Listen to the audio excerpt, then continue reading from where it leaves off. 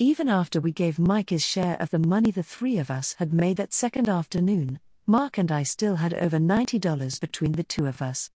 Mark tried to insist that I keep all of it to use for the superhero diaper kit supplies, but I forced him to take his share anyway.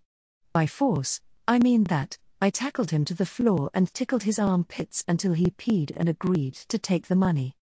Unfortunately, the next day, school reopened again. Otherwise, Mark and I probably would have continued our little enterprise even though the snow was getting harder to shovel with each passing day. After suffering through that first day back to school, Mark met up with me after his judo lesson and the two of us made our way up to the corner drugstore to purchase the supplies we'd need for the kit.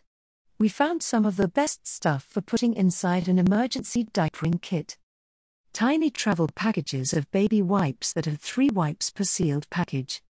They were only $2.99 for a box of 10 packages. We bought all that they had of those. Diapers were probably the most difficult because there are so many different sizes. The problem was, how do we fit one of every size diaper into the zippered binder cover? After looking at all the different packages of diapers, Mark and I finally gave up on those for the time being. Instead, we focused on the other items we would need such as powder, rash cream, Vaseline, Ziploc storage bags for soiled diapers and a changing pad. I hadn't thought about including a changing pad, but Mark said we definitely had to have one of those. We found one that was clear with blue stars, pink flowers and yellow bow ties all around the edges. The good thing was that it was thin, yet strong vinyl and when folded, it hardly took up much space at all. Boy Mark. This is going to be perfect. I told him as I dropped the pad into our shopping cart.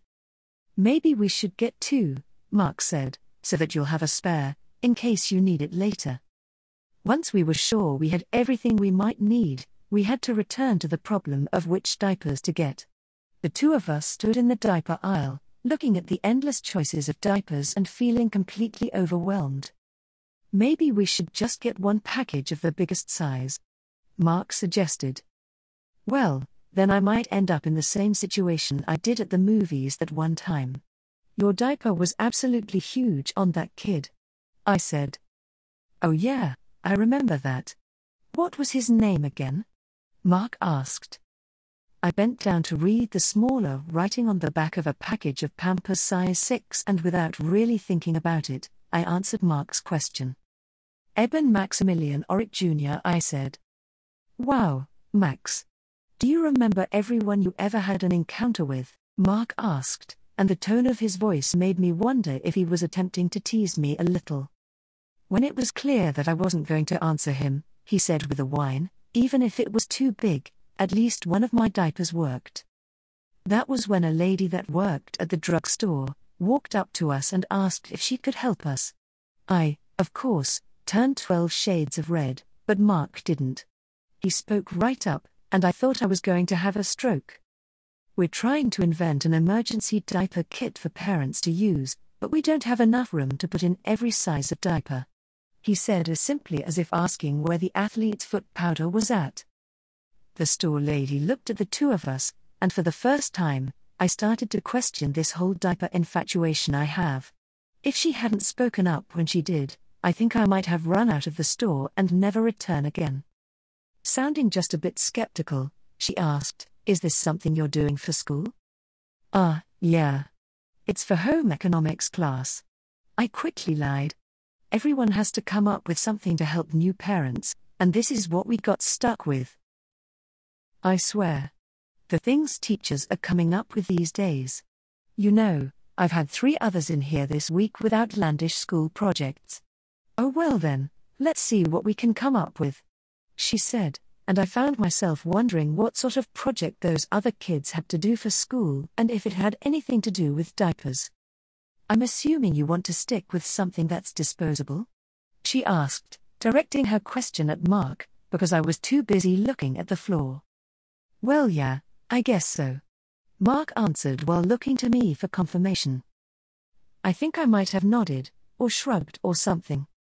Because a cloth diaper would pretty much be one size fits all, she said, but then countered her own comment with, however, plastic pants wouldn't be.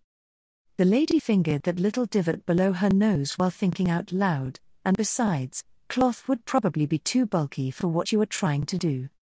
If only they made a one-size-fits-all disposable diaper. Mark said, not realizing that his thought had been said out loud. The lady suddenly brightened up, snapped her fingers and said, "Wait right here. I think we might have something in the back room. I'll only be a minute." She was gone a lot longer than a minute, more like 10 minutes. "Why'd you have to go and tell her all that for?" I said, backhanding Mark on the arm. Mark flinched and grabbed his arm as though I'd just punched him as hard as I could. "What's the matter with you? I barely touched you," I said, still upset with him. He shook out his arm and continued to rub the spot I'd hit. "Must be sore from judo class," he said, and at the time, I accepted it, but a time was coming when I'd think back on this moment and realized that there was more to it than just sore muscles from working out. The lady finally returned with her arms loaded. "We just got these in, they're new sample packs," she said, handing us both one of the yellow boxes. "They're the new adjustable briefs from Attens. And well, they are not really one size fits all," she said while bobbing her head from side to side, "but they do come in 2 youth sizes, which is what I brought out for you. Small to medium, that's what you have there. Then there are these." She handed us both a blue box which read, LG/XLG. "These are the sample packages, they are individually wrapped and you could put one of each size into your diaper kit thing," she said, and I couldn't help noticing that she seemed a little too eager about all this. Forgetting that I was supposed to be feeling embarrassed, I exclaimed, "Wow, thanks. These will be perfect." Mark asked a really good question: "How much do they cost?" "Oh, well, these are just samples that we're supposed to give out to anyone that buys diapers. I don't think we're supposed to start that promotion until next month," she said, dropping all that she had in her arms into our tiny drugstore shopping cart. "They are really free?" I asked. "Yep," she said with a toothy smile, and then she got serious, "but don't let my boss know I let you have them." "Wow. Thanks so very much," Mark exclaimed. I'm sure he hadn't meant for it to come out sounding so fruity, but it did. "Yeah, thanks," I said too, then something struck me. My story was that Mark and I were making just one of these kits for school. But the lady had given us enough to make at least a dozen kits. I felt that I needed to say something more. But I don't think we need that many samples for our school project," I said, trying to not look at Mark, who I knew was looking at me in disbelief. She smiled again and said, "Oh well, whatever you don't use, just give to someone that can use them. We've got hundreds more back there still." And with that, Mark and I started to head for the checkout register. We were about halfway up the candy aisle when Mark stopped me. "Since we have so many free diapers, why don't we make more than one kit?" he said in a soft whisper. "But I don't have another binder," I commented.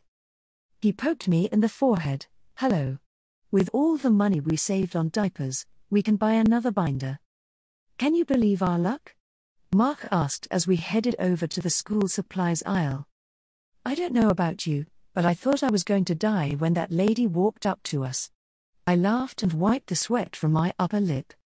"Yeah, you looked like your head was going to explode or something," Mark said as he nudged me with his elbow. We made our second trip through the store, making sure we had at least 2 of everything. Most of the stuff we had a lot more than just 2. I wasn't going to need to go supply shopping again for a while, that was for sure. Thankfully, no one saw us as we arrived home and carried our supplies to my room. However, to be safe, once we were in my room, I closed the door and shoved my desk chair under the knob to keep anyone from coming in and seeing all that stuff. The rest of our afternoon was spent getting all that stuff situated inside the zippered binder cover. It bulged a little but it closed, and anyone that saw it would think it was just another notebook. And once we put it into the computer compartment in the new backpack that Mark had brought over, no one would ever know I had it. I switched out all my school books from my old book bag into the new backpack, and once I'd returned the chair to my desk, I hung the backpack on it. We stashed all the extra supplies under my dresser. I discovered a very long time ago that if I pull out my dresser, there is a small area under the bottom drawer that is open from the back. From the front you can't see that small area, so it is a perfect place to hide things I don't want Mom and Dad to see, such as girly magazines and now my secret stash of emergency diaper kit supplies.